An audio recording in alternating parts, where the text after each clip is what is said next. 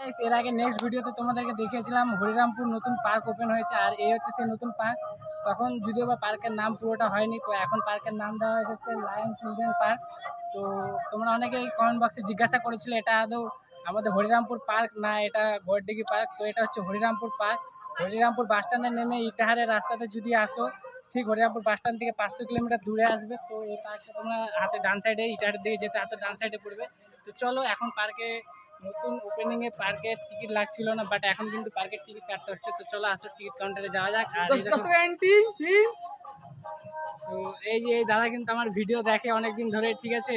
তো সবাই দাদার আইডিটা একটু আর শুনে নেবো আজকে এটাই যে এই লায়ন চিলড্রেন্স পার্কে, ঠিক আছে, অলরেডি কত বছরের বাচ্চা থেকে টিকিট প্রাইস শুরু হচ্ছে। তো যেহেতু এই পার্কে ঠিক কত বছরের বাচ্চাদের থেকে টিকিট নেওয়া শুরু হচ্ছে?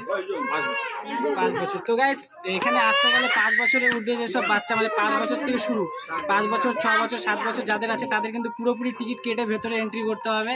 আর 5 বছরের নিচে যারা আছে, মানে 1 2 3 4, তাদের কিন্তু পুরো কোনো টিকিট মূল্য লাগছে না। তো চলো দেখিনি কত করে টিকিট লাগছে।